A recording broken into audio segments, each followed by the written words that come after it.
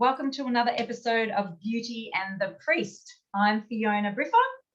I'm Jim Raystrick, as it turns out, and today we're going to talk about encountering God, how it in fact can change your life. We thought we'd go for the big ones today, rather than some of the other little questions we talk about other times. So Fiona, let me talk to you about how you encountered God. How I encountered God. I've had some very major encounters and lots of little encounters. The biggest encounter I had with God, I guess, was having grown up in a church, being part of my grandma was in ministry, went to Sunday school, went to youth group, so was a Christian. But I had a religion, not so much a relationship. It was all just what I'd been taught. It wasn't until my life went completely off the rails and I hit rock bottom after a series of very unfortunate events, some self-inflicted, some not, that I really had a very deep relationship encounter with God. And it just completely changed the way I think about God. I talk to God, and obviously the way I live as well. Good. Well, so without going into too much detail, in what way did the change happen? Did you have a Damascus Road type of event, type of thing, or what was it exactly that sort of was a catalyst? And in what ways can it happen? Yeah, it was very much like, I call it more of a prodigal son type, where God was the father and I was the son. The moment where I actually hit the very bottom of the bottom of the bottom was a specific time on and a date. I know exactly the date, where I was standing, what I was wearing. It was February 15th, 2009.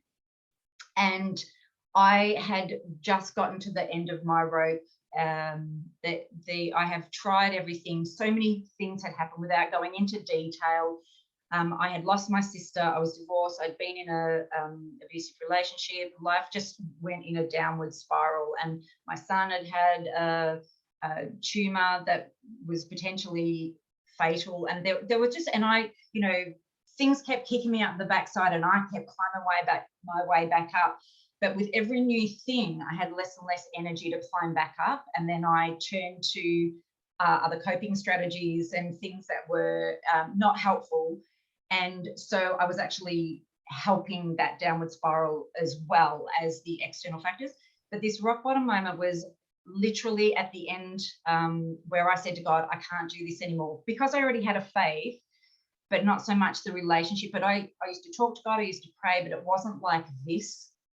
This was, oh my gosh, I've got nothing left in the tank. And now I literally was asking him to kill me, because I had considered some of the avenues to get out of this. I literally had nothing to be able to do it anymore, but I'm like, I can't do that to my children. So I'm like, how do you make it look like an accident? So my children didn't feel like I'd abandoned them. And because I was abandoned by my father, and I did not want my kids to ever think that I'd given up on them. And so I was in this moment, I said, God, you need to do it. So you can, with an accident, maybe a disease or something, but I can't do this anymore, you need to. And I'm really, really sorry, by the way, God, because I've completely stuffed everything up. You know, I've tried, but I'm really sorry that I have completely failed you. I've failed life, and that's exactly how I felt. So being able to say this without tears anymore was pretty full on. But I literally, it was hopeless and helpless moment. And in that moment, the thing that usually makes me cry is the feeling that I got in that moment, where I just completely surrendered and just went, I can't do this anymore, was a physical feeling of a warm envelopment of comfort. And I was in this state.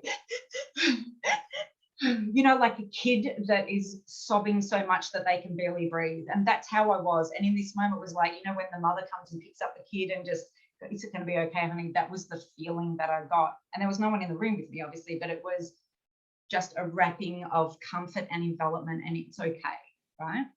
And I sat there just like, oh, I'm okay. I'm okay. And in that moment was that encounter was very, very physical, spiritual encounter, knowing that he's gone, I've got you.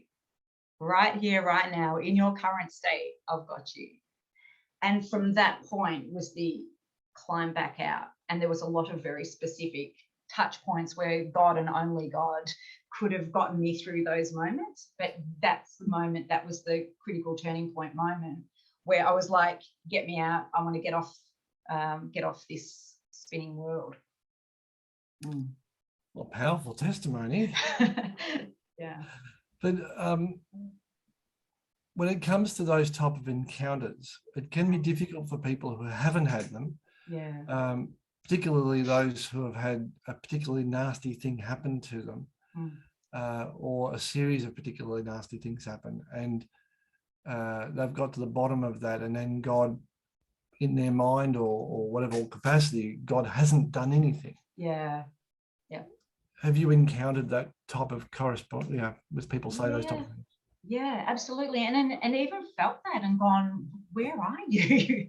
Like right now, like, you've been there before. And there are times where you don't physically feel, and like, I guess just talking about that time where I did feel it, and some people might go, but how did you know what it was? Was it your imagination? It's something that you just know, because it goes right to your core, and there's a wisdom and a comfort and a feeling that is not earthly, that you know that you know that you know.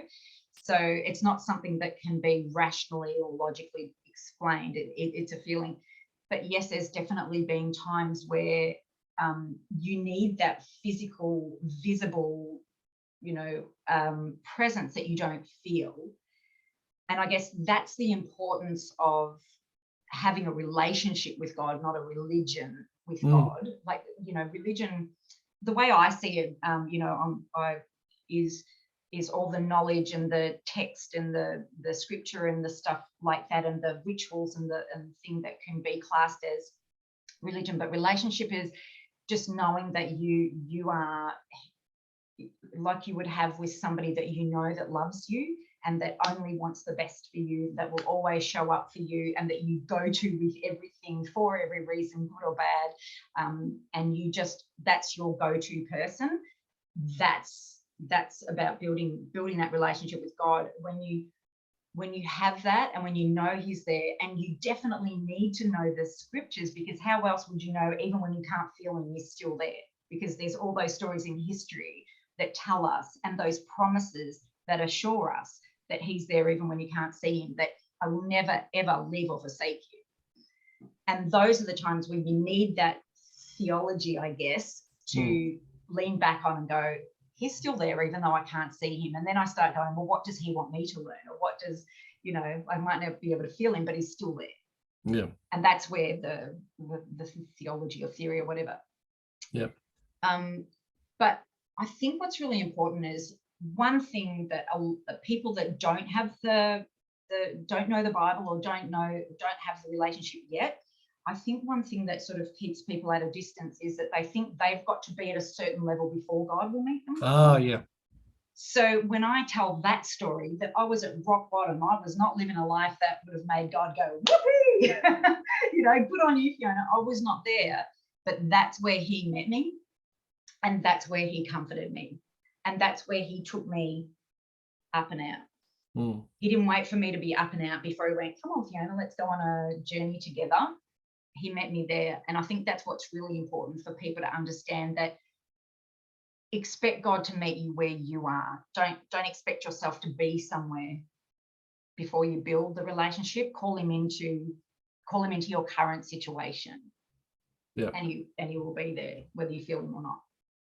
That's great. Yeah, I mean, that definitely follows through with a lot of correspondence, a lot of things that I've had with people, a lot of discussions where people will say things like, I think that I need to be this first. I just need a few more things out or whatever before I can do these things. Well, it's not like God doesn't know those things. Yeah. But I guess I can understand it, because when we consider the whole idea of God being holy, and if we might look at that as being ultimate goodness, we might sort of think, well, that ultimate goodness is nothing like what I'm doing. I just need to get these things, then I can hope to step on top of these boxes, and then I can sort of have a conversation. The problem with that is we actually need God to get there. Correct. In the first place. Like, I could not have gotten where I needed to go. I could not have gotten over the problems that I had without God being there to hold my hand through it, because he did the heavy lifting. I just had to make decisions that I was unwilling to make before. I had to make decisions that were outside of my patterns and behaviors and comfort zones at that time, but he did the heavy lifting. So if you're waiting to get to a certain level before you build a relationship with God, then you're going to be like really fighting a slow uphill battle, because God does the heavy lifting. But I think also when we talk about people that are in that space, I think there can be a reluctance to build a relationship with God for a few different reasons. One is, I'm not worthy. I'm not good enough. Like, why would you even want? My thing that I say to people is, like, first of all, God created you, right? And he knew everything that you were going to do in your entire life, for good or for bad or for whatever, before he created you, and he still decided that he wanted to make you anyway. So nothing you have done is a surprise to him, first of all. He still thought it was worthwhile having you on this earth, knowing everything that you were going to do. So get over yourself, right? Which is a harsh reality. And I don't mean that to be mean. But the other thing too is, I think, and I question myself about this even still sometimes, about, how close you are. Are we not wanting to, like, I think especially people that don't know God very, very intimately, is thinking that if they do build that relationship, they're going to miss out on stuff, and they're going to change in ways that they're not ready to change, or live a lifestyle that they're not ready to live. And the thing is that you are still the same person the whole way through. And you don't actually give things up. You just don't want things like you used to. You don't want the same things. You want new things, and you think differently. And it's that newness of mind and renewal of your mind. But you think you're going to miss the things that you're enjoying now, but you don't. And you feel a reluctance to give that up, and that's okay. Like, it's like giving up any habit and thing that is a comfort zone, even if it's not a helpful comfort zone. It's okay to be scared too, but it's when you do give it up, you don't feel like you're giving anything up. You feel like you're getting something. And I think that's the unknown, that unknown space that might be a reluctance for some people to go, yeah, I'm going to invite God into my life. It doesn't feel like you're giving anything up, and it feels like you're getting anything. And yes, there are some uncomfortable moments to break some patterns and things, but what you get is so much more and fulfilling. You realize that thing that's been missing inside your very core, that you've been trying to fill with other things, like, busyness or success or work or money or alcohol or drugs or whatever, relationships, could never be filled by anything but God. It's like a plug that goes into you that just fills all of your unmet needs, your comfort, your, all of that sort of stuff. When you depend on God rather than those other things, you realize you didn't need those other things ever in the first place. You never need to look for them again. So, just acknowledging that it can be a tricky place if you don't know God. And see, I knew God to begin with. I've always prayed, but it still wasn't on this level.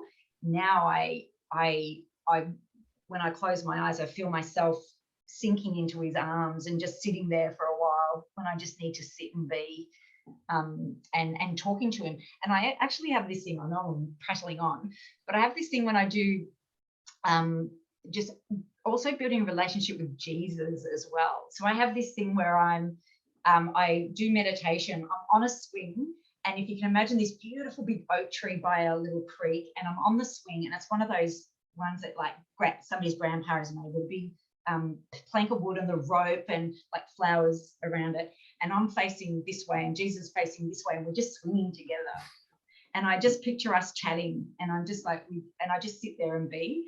And that might be a weird thing, but it's just like, it's that level of friendship, I think, that is that has grown out of that real encounter. Yeah. That, To know that God's with you through thick and thin, through all the good parts and the bad parts of your life is particularly comforting. yeah. And absolutely true. Yeah. So yeah, that's great. Yeah. Well, so if there was anybody watching this Yeah. who were wondering those types of things, can I have a relationship with God?